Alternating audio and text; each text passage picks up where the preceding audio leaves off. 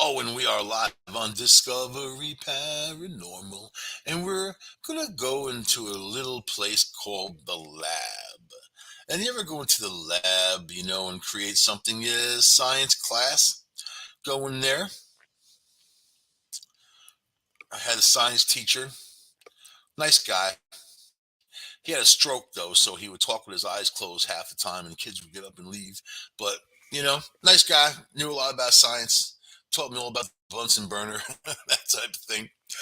Science class where you have your little science experiments, and what happens, you do something, you get a reaction, right? And then some of those scientists go on, and years later they get lots of reactions, and they make a business out of it on studying scientific things, no matter what those things are, apparently. But in this case, I want to talk about creationism, but I also want to talk about the lab, because the lab is where you create things. And this theory has been floated in a lot of different communities. There's lots of theories out there, lots of people out there that like to think of stuff. But when you start looking at evidence and comparative evidence, and that takes you on a path of, hey, look what I've got here, there's something interesting going on, all of these things coincide, which just didn't happen by accident, unless you believe in all of that by accident stuff. So, but really, the biggest mystery concerning human beings is basically, what's the universe? What is it? Why are we here? And I don't think most people think about it. I think the biggest thing, mystery concerning humans, is what's really like a hot dog. You know what I mean? Other things that are much more deep, but not deep in the world of depth. Deep in the world of someone can think about it and let it go, and then eat a hot dog 10 minutes later and don't worry about it. Right? So the biggest mystery concerning really humanity and all of the life on this planet. And I'm actually having a intense discussion, sort of one line text fight with somebody about the God theory and aliens and creationism. If you want to think about the God theory, you think that God invented aliens too. It came about. But if there's a lot of unanswered questions when you start looking in those realms. I have my theories, but all my theories kind of exist on a certain plane of one thing connecting to another thing, which is what you do when you start putting things together in a timeline, right? But in this case, who invented the timeline? I had this teacher. Tell what was his name, Mr. Schaefer. Tell did he teach? I think English. One time in class, when I was there, he had stated, talking about the universe and how far the universe goes, and asking the kids in the class, I think it was around 10th grade, how far does the universe go, and what's the end, you know? And he's like, if you get to the end of what's on the other side. So that's an interesting question for the 10th grade English teacher in Rockville Center, New York, man. Very interesting, because it really comes down to theories, because people don't know anything really. I mean, really, they don't know anything. And even when people think you think that someone knows something, it turns out that they don't. And then you listen to a bunch of bunk. So I do my own research. Research is, you do your own research, then you know something, but then you have to research at least people who knew what they were doing, or has some kind of interest in doing things the right way. So, whatever. Where did our universe come from? So, I'm going to read this article. I'm kind of going to pick at it anyway. Nearly a century ago, Albert Einstein searched for steady state alternatives to the Big Bang model, because beginning in time was not philosophically satisfying in his mind. Now, there are a variety of conjectures in the scientific literature for cosmic origins. And people tend to knock Einstein, but really he was a visionary and it was open-minded, and taught people to be open-minded and think in those directions. Did he know everything? Of course not. Nobody does. Nobody knows. Nobody does. If people think they know something, that just tells me that they don't. The ones they say they do, they're the worst of all. So now there are a variety of these conjectures. So let's see. Let me get past all of them. A less explored possibility is that our universe was created in a laboratory of an advanced technological civilization.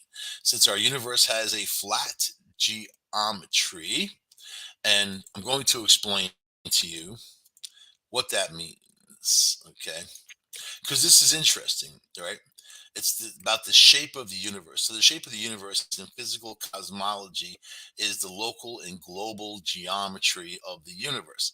The local features of the geometry of the universe are primarily described by its curvature. People say there's a flat Earth and all that, right? So, whereas the topology of the universe describes general global properties of its shape as a continuous object. The spatial curvature is related to general relativity, which describes how space time is curved and bent by mass and energy. The spatial topology cannot be determined from its curvature due to the fact that there exists mathematically, locally indistinguishable spaces with different topologies. So it's a thing, right? It's a thing. So several potential topographical geometric attributes of the universe interest may be discussed, but some of these are boundedness, whether the universe is finite or infinite, like my English teacher was talking about, flat, zero curvature, hyperbolic, negative curvature, or spherical, positive curvature. And connectivity, how the universe is put together and simply connected space or multiple connected. So it's a thing. And it's a series of things that are connected by things. So then you start thinking of, you know, time being in that bubble.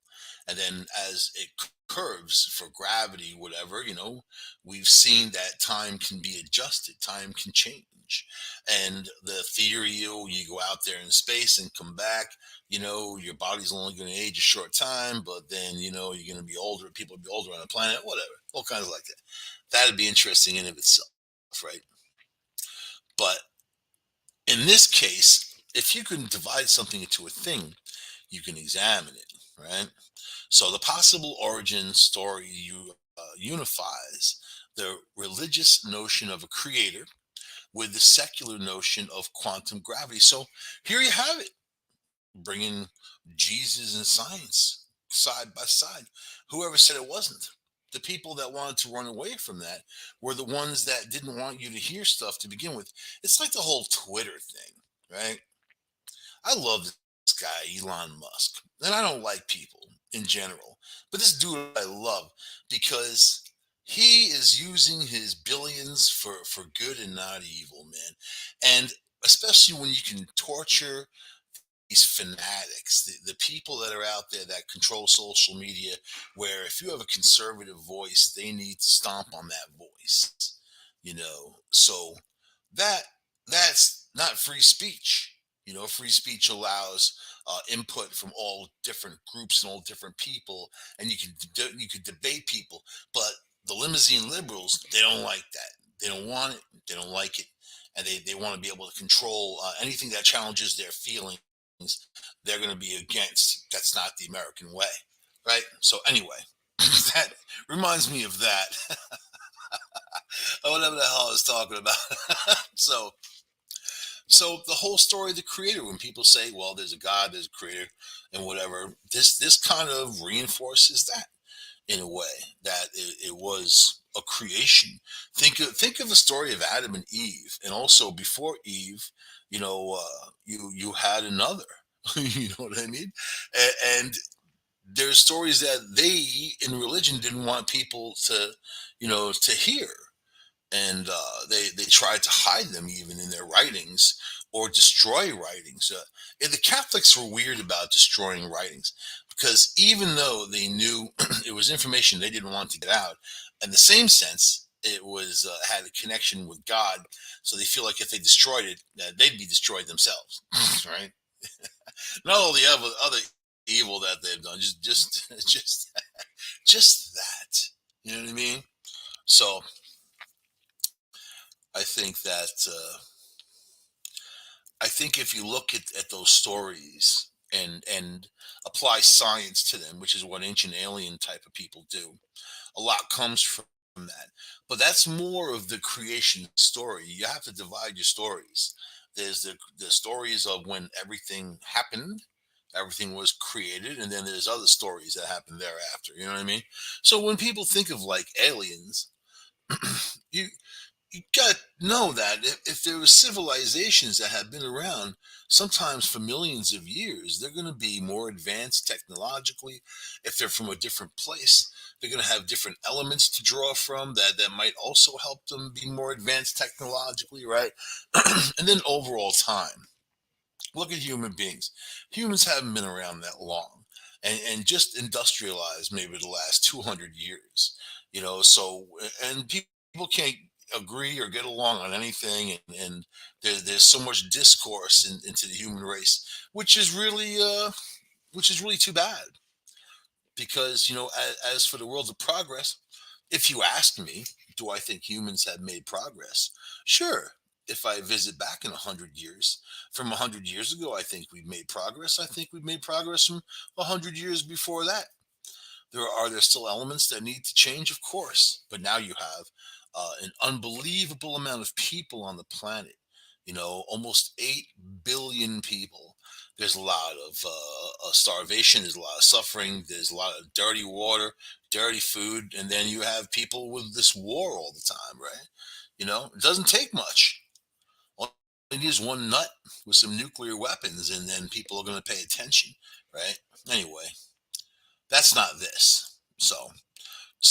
Okay, but yes, it does unify the notion of a creator. So we do not possess a predictive theory that combines two pillars of modern physics, quantum mechanics, and gravity. But a more advanced civilization might have accomplished this feat and mastered the technology to create a baby universe or baby universes, plural. If that happened, then not only could it account for the origin of our universe, but it would also suggest that a universe like our own, which is in, let's see, will host an advanced technological civilization that gives birth to a new flat universe. It's like a biological system that maintains the longevity of its genetic material through multiple generations. So ask me why. Why would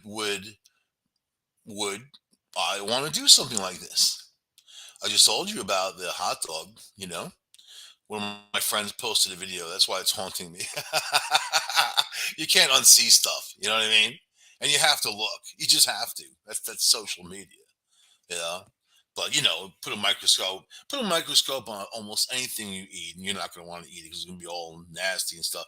But yeah, of course, hot dogs. You're going to find all kinds of ant hairs, rat this, whatever, and stuff, and little eggs, ant eggs.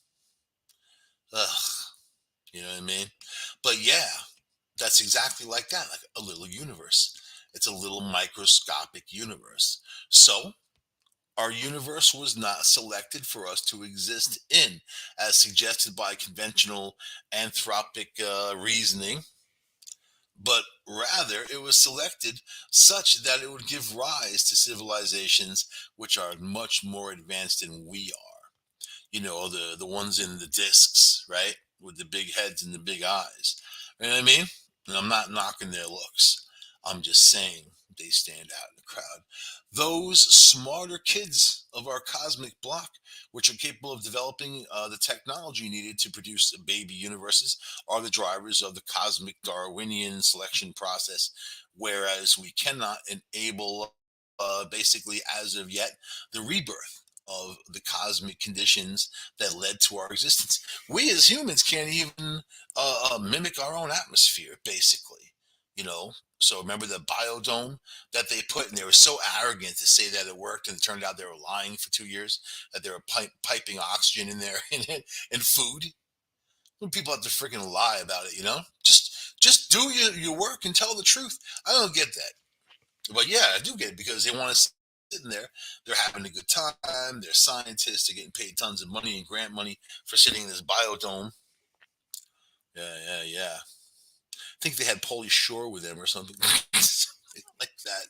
I remember something like that from those days. Are, are the drivers? Are the drivers? And I love Paulie, by the way, man. I actually talked to Paulie every now and then, which is interesting. He's a very, very busy guy.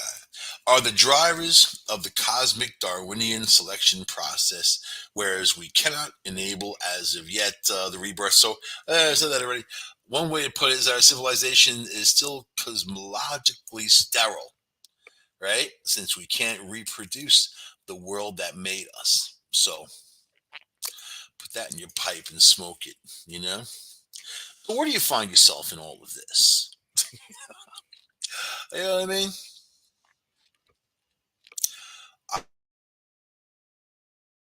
I know where I find myself in all this. It's I love the knowledge and I love the information. I love even the theories, of what could be and whatever. And we've talked about all kinds of stuff here on the show, block universe and things like that. This is on a different level of here's this advanced technological civilization for some reason needs to create these baby universes to have all this life. And what is life? Life is energy, right? It's the respect of having the respect for this earth, having the respect for yourself and your brothers and sisters on the earth, and the life within it, which sustains us. You know, the air, the water, the animals, whatever. They say more people are eating meat now than ever. Yeah, because people are mad. It's a revolt against the vegetarians. All that walked into a restaurant blasting people with a horn because they're eating a steak. Yeah, man, people push back. They push back with their stomachs. They eat eat meat and potatoes.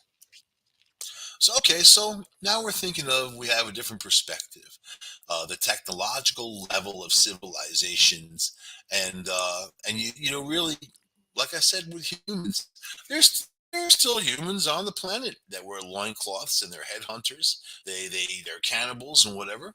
We don't interfere in what they do no matter how. Remember that Christian dude, the Chinese guy who paddled out, some island off of India, which you're not supposed to go. It's illegal even to go there.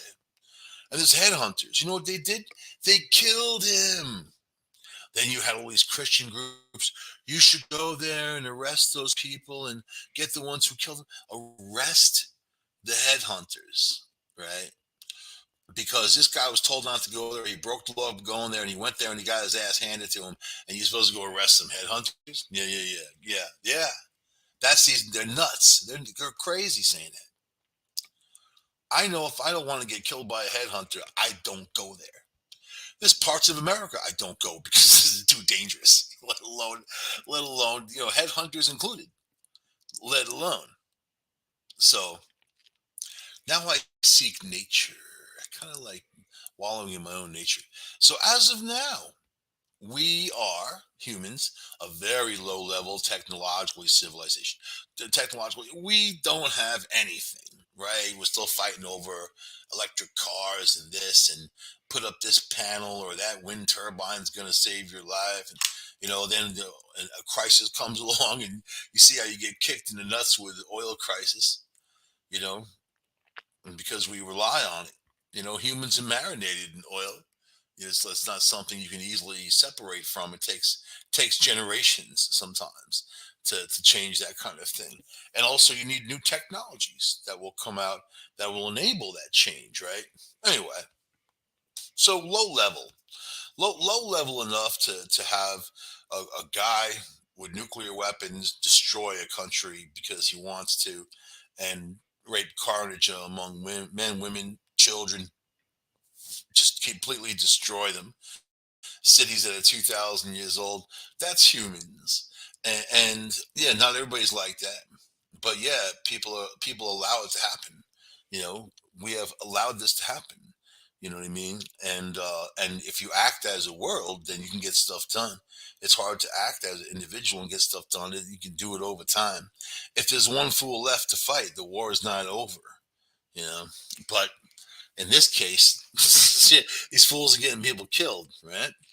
So we're a low-level technology world. We're using toilet paper, wadded up paper to wipe our poopy butts. That's humans.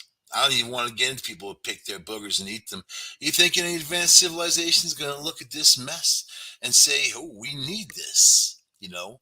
But you would think, you ever see this movie called Hitchhiking something, the Gods or whatever it is, the Hitchhiker's Guide to the Universe? Yes, yes. And it's a story about how the earth basically is in play with these aliens, and they're kind of deciding, is this civilization advanced enough that we can let them keep going and then bring them into our intergalactic society, or should we just blow the earth up, right? And then this guy kind of, he himself and what kind of person he is, some English dude, basically shows why humans should live anyway. It's like that. It's kind of like that. But you got to give us time, aliens. A couple hundred years of industrialized worlds, not much time, you know? And there needs to be a push. There needs to be a push against the things that stand in the way of people evolving. So that's, I think, where we're at. That is, I think, exactly the square we're on right now, in the world that we're in. So, so I'm not worried about being graded. This guy is worried. We're a low level civilization. He's a grade class C. I'd put it much lower than that. I'd say basically barely passing. You know, like you know, like you got to go after school, maybe summer school, to make this stuff up as humans act and react. So, and this is on the cosmic scale. So let's talk about the cosmic equation, right? How we can see a flea. The flea can kind of see us, must be very big and overwhelming. However, a flea can see, but we can't really communicate with that flea. Maybe through touch, maybe you can smash it, right? Very limited. The cosmic equation is, if you have a higher life form, are they going to be able to communicate with such a lower being, even if they monitor communications and they put together codes and algorithms of what speech is and that type of thing? You would like to think they're higher civilizations so they would understand, but I think that they would have to equate our actions and our words, which is usually the opposite. People opposite usually, right? They do exactly what opposite they say that they do. So anyway, and this guy thinks that we're going to get blown up at some point if we don't get better. And as we carelessly destroy the natural habitat of the earth through climate change driven by our technologies, you see, that's where we separate. Technologies, yeah, 40-mile square soap factory district in China and billowing out all that pollution and smoke. I think that it shows when COVID started and all those things shut down and those towns shut down and people stayed in. You saw the environment change and get better within days, and just dramatically change. So there are things that can be done, but India, China, they're not going to shut those factories off. Of course not, unless something huge happens where they have to. So the earth really needs to kind of take a step back to nature. And by doing that, it's going to have to get rid of a lot of the inhabitants that are messing it up. You know, not the animals per se, but nature's a weird thing because if you're doing a science experiment and you have your experiment going on, you're doing your thing, and you enter something foreign into that experiment, a lot of times those foreign things get dealt with. So I think that, and if there's no balance, definitely there's going to be a balance struck at some point, right? Just throw that out there for you. So anyway, achieving the distinction of a Class A civilization, the hoity-toity. You know, you ever watch the Revenge of the Nerds and the guys that are in the good frats? Those people, the hoity-toity, the Class A civilization. Uh, is non-trivial by the measure of physics as we know it. The related challenges, such as producing a large enough density of dark energy within a small region, already has been discussed. You know, it's interesting, right? You have these stars that have died, and then the matter that those stars are made of, they say you can carve out just a 1 inch cube, and it would weigh more than a battleship if you had brought it to Earth. That's how dense it is. It's amazing to think about things like that, and interesting to think about things like that as what's part of the universe and stuff that we barely even know. Yet people are always talking like they know things. They call themselves experts. And I hear them and they yammer on and on and on. But what makes you an expert? Yeah, sure, you do your research. Research is catch and go, catch and release. Passive aggressive at times. It's research, and you're trying to put conclusions together based on, if it's based on other people's work, then you got to understand if they did the right research. So Stephen Hawking, in a large part of the scientific community, they regard Stephen Hawking in this great light. Meanwhile, when I looked into his work, he never really did anything. He kind of just, gave his theories on other people's work, and basically, let's advance this or work with other people on projects that they already had completed, and then they wanted more than name recognition, so they would work with him. It's going to sound terrible to say, but I don't think he was a very happy guy being his situation. He was always doom and gloom and end of the world and death, of course, because his life was horrible. You know what I mean? His life was horrible. So, and it became horrible. It degenerated. Do I think this guy is this great scientific genius? No. I've never seen anything that he produced that's going to tell me that. I think Elon Musk is a freaking scientific genius. He's not even a scientist. He's a dude who invented. You know what? He's a billionaire with a brain who thinks outside the box. Look at his rockets. Taking off, landing from platforms, coming back. I mean, this guy has foraged into the future. Without government grants, without all these things that people float in front of him. So I don't know. It really comes down to uh, understanding what's happening around you, and then it comes down to perception, and whatever our perception is, because we see things for how we see things, and then if you use different kind of radio telescopes and things like that, or different kind of equipment, there's a whole bunch of stuff there that we don't see. So that's another. And then if you want to talk about multiple dimensions and different worlds like that, yeah, at two. So since we can't invent a self-replicating universe yet, the possibility that our civilization is not particularly smart, one should take us by shouldn't take us by surprise. It is smart in some areas. Right. No, it's not. He was leading these countries. I know it's not smart at all. I don't know. The smart thing to do is just figure out what you like, go to a place in the universe, and exist until you die. That's it. Let's see. Okay. Let's see. We must allow ourselves to look humbly through new telescopes as envisioned by the recently announced Galileo project and search for smarter kids on our cosmic block. Otherwise, our ego trip may not end well. so, so how about this? And this is the interesting thing. I'm on the wrong thing. This is the interesting thing. The the zero energy universe, right? And that has been described in the article. Zero. This is why they think it could be in a lab and that it's a controlled thing.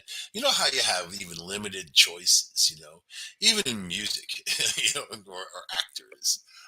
We have very limited choices in this world. We're limited to this world. We need to breathe oxygen, drink water, and eat, or we're going to die. So humans are basically fragile creatures, right? And if you thought that happened by accident, that people are still kicking and also doing well in terms of numbers, humans are replicating like a virus. You know what I mean? In terms of numbers, so interesting just to understand that. All right, so the zero energy universe hypothesis proposes that the total amount of energy in the universe is exactly zero. Its amount of positive energy in the form of matter is exactly canceled out by its negative energy in the form of gravity. Some physicists, such as Lawrence Krauss, Alexander Vilkin, and even Stephen Hawking jumped in at the end, called this state a universe from nothingness. And so, what does it say in the Bible? That God created the universe from nothing, right? And it has I have Augie Nost on the show, who was a scientist, you know, and he even says that the universe has a zero value, is created from nothing. So we're created from nothing. So we are nothing. Nothing. How's that for your ego? You, you nothingness, you. Although the zero energy, I wish I had that value for my taxes, man. You know what I mean?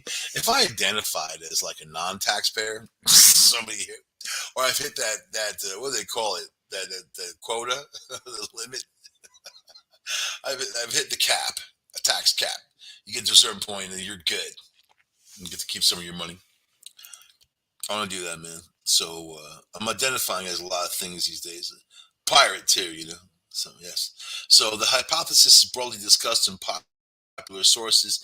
Other examples include expected symmetry prevalence of right and left-handed angular momenta of objects, the spin, anyway. The spin, which helps with gravity. You think if the Earth didn't spin, you know how fast the Earth is going. I know you can't talk to some people about it, because they start flipping out. They want to feel cozy. You know what I mean?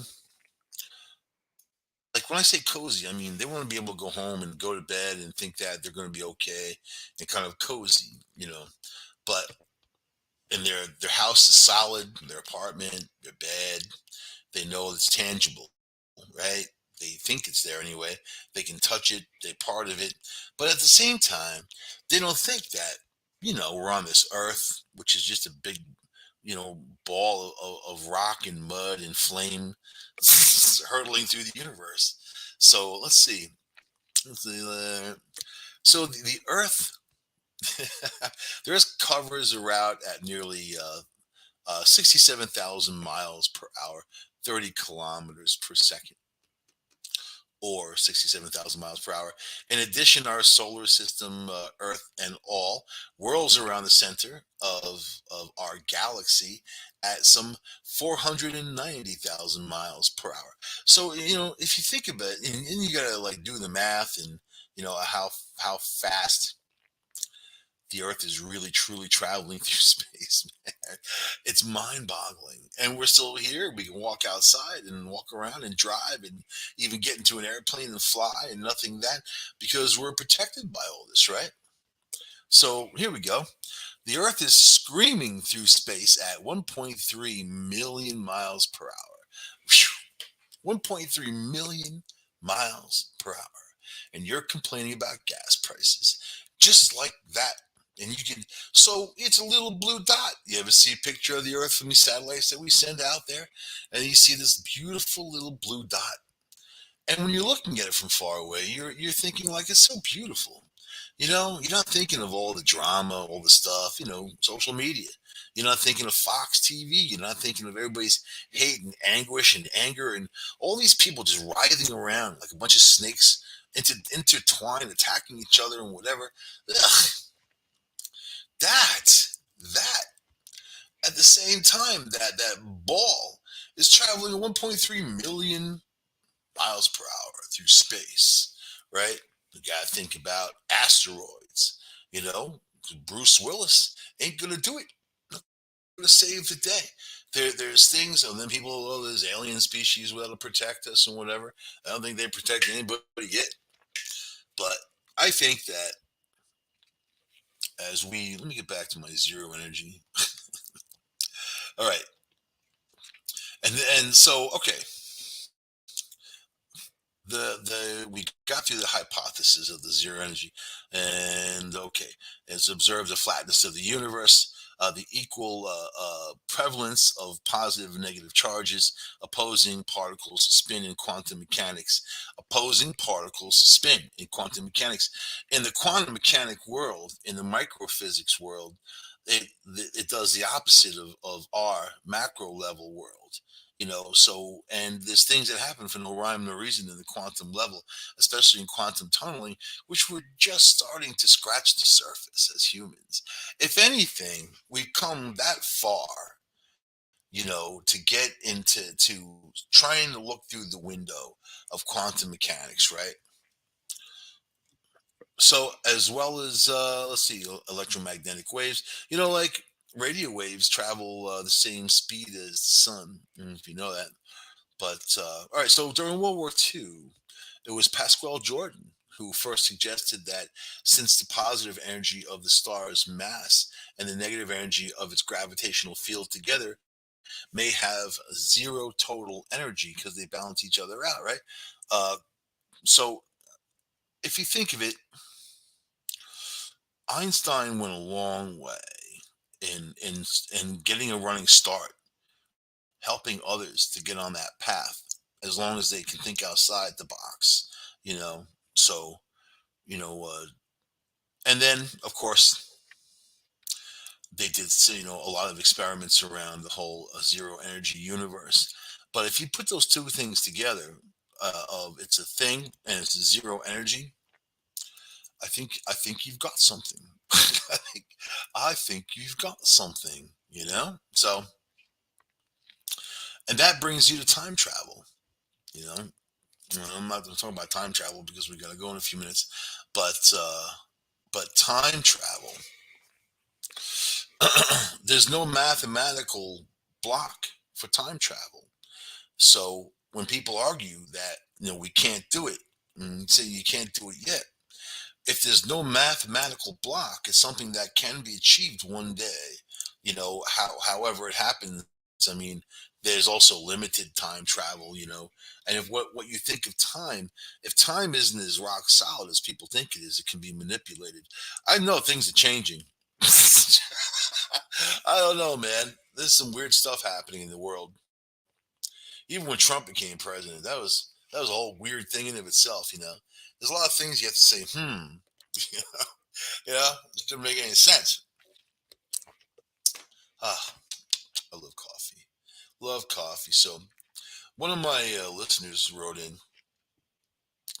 me on that Montauk story I was sharing a couple of shows ago. They had heard my Montauk story, and my story was just I drove to the park with my friend. He was drunk. I was not. We saw this colorful object with lights above us. It kind of lit up the whole area around us in the car. And then, not even, not even 200 feet down the road, I got surrounded by police cars and government cars. And they dragged us out of the car screaming at us, what are you doing here? It was like 4 o'clock in the morning in Montauk Point. Yeah. Hey, what are you doing here? You were at the base. And I was a young kid. I didn't know there was a base there, and I think I was maybe 17 or 18 even when it happened. I didn't know there was a base there. I didn't know anything about it until later on. So, and then just little tidbits. So, but here's an interesting story. And this guy says he's worked there. Joe LaFerreno has worked at the wild, craggy eastern tip of Long Island, now called Camp Hero State Park, for 18 years. He knows the spooky abandoned military base which supposedly inspired the Netflix series Stranger Things. Nobody watches Netflix anymore. Just to let you know. It's a place that was dominated my life and my nightmares. So this guy says he was like one of the kids there. He said many locals in Montauk mocked the tales about Camp Hero being the site of secret government experiments involving mind control, time travels, wormholes, teleportation, and kids hooked up to wires in hidden underground labs. The rumors took hold in 1992, 11 years after the military base at Camp Hero was shut down. A now widely debunked book called The Montauk Project Experiments in Time by Preston Nichols told of sinister Nazi style experiments that meddled genetically and psychologically with kidnapped local boys. The proud guy from Riverhead, you know what I mean? Something like that. Historian Henry Osmers laments how the conspiracy theories have brought in gawkers who ignore the official military history of the area that once staged the Revolutionary War in favor of hunting down aliens. I'll give them something to do. You know what I mean? Hunt down some aliens. Uh, Another local, Paul Fagan, spent 14 years exploring Camp Hero and painstakingly researching government documents. You're not going to find anything. You waste your time on that. If you're going to do your research, you don't look through that kind of stuff. He told the Post that there may be a nuclear reactor secretly buried at the site, installed around 1958. All right, so how much time do we got? But I don't know. Let's see. This guy said he was hypnotized by a certified hypnotist for about 40 minutes, and memories started flooding back. He did.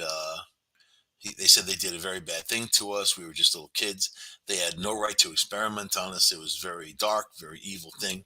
He believes he was abducted and abused during the summer of 1980, and possibly during the summer of 1981 when he was 12 or 13. He recalled under hypnosis that a local boy whom no one knew very well who invited him to bike to the base. The first time, Lefreno said these two men were waiting, dressed in civilian clothes. They ushered the boys into a sunken house on the base. Sure, it wasn't Fire Island because stuff. You gotta watch out. Was there like a big lighthouse there, or was it kind of a little lighthouse? That sounds awfully like a Fire Island story to me. Later, he said he and other boys, were brought underground through Battery 113, one of the sealed gunneries left over from World War II. He remembers lying on the table and wires coming at him like electrodes. They analyzed us like animals. He said they were up there, 50 other kids in there. Yeah, pretty interesting story, though. But he said that while under hypnosis, he went to the location he remembered with another Parks employee, Charlie, who was also interviewed by the Post. They found remnants of the sunken house from his visions. Ooh, yeah, there it is. There it is. If we had a backhoe and my boss let me dig that spot, which I know he won't, I can guarantee we find some cement structures down there. Lefreno said. So this is the deal about Camp Hero, and I'm going to blow your minds in the last 2 minutes of this show right now. So I used to hang out at 7-Eleven. I know that might shock a lot of you, you know. At midnight, I'm the kind of guy you'd find out hanging out at 7-Eleven, eating a burrito, having a Slurpee, and playing video games when he was 17, 18, or whatever. Yes. So I knew this guy, Bobby. He was the night manager. So we'd like hang out and like actually play video games together. You know, the quarter machines. I mean, we'd go through like rolls of quarters. And that's kind of what we did all night. And then, people come in every once in a while, police officers and other people, whoever work in the middle of the night, right? People going to work and that type of thing. So this guy, every once in a while, will come in. I think his name was Gary. You know, he had glasses, thick glasses, and mustache and beard. Kind of a weird dude. And he said he was the chief custodian at Brookhaven Labs, right? Cool. He said they got some. At one time, he's like, they got some weird stuff going on in there. I'm not allowed to say. He's like, they kept saying, he would they'd make him disappear if he ever said anything about what was going on, and he had to sign all kinds of stuff. Whatever. Yeah. Okay. So we didn't see him for a little while, and then one night, a dark and stormy night, he came through, all kind of drunk, messed up, and he was like, "They fired me, those bastards." Bah! He goes into this big like rant about Brookhaven Labs, and he knows what they're doing. That he's been to Camp Hero underground. He didn't call it Camp Hero. He called it something else. But he said they have an underground tram that goes from Brookhaven Labs to that Camp Hero, and on top of the ground they poured concrete and they closed it all off, so you can't access.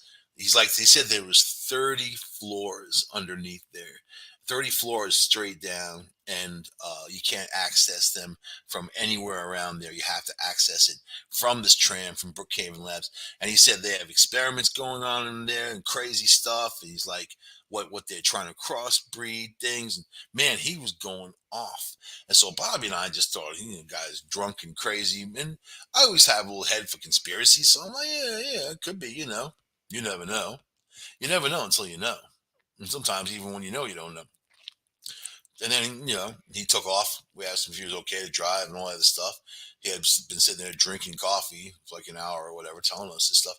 Then he left, and we never saw him again. That was it. And then just something interesting that you think of because it's unrelated to other people I know that have told me stories about that place. Of course, my own story of being accosted and I can prove it because I got 6 tickets. They gave me 6 tickets because I was driving my friend's car and he had just bought it and he didn't tell me that it wasn't registered or insured yet or anything or inspected, and he had insurance, whatever. So they gave me 6 tickets, in East Hampton Court that I had to take care of a while later. So yeah, it's documented, man. That stop was documented. So anyway, I'm going to end the show there. Do your research, man. Listen to people for the true stories. And yeah, people tell weird stories too. Sometimes they want the spotlight, and especially if they're a little off kilt. But just do your own research, and you'll find a whole bunch of your own things to think about, and maybe take you in other directions. I'm going to end the show there. This is me on Discovery Paranormal. I will see you guys next week on this show, going live from a haunted house. That's right, man. Next week, I'll see you guys on the show. Bye.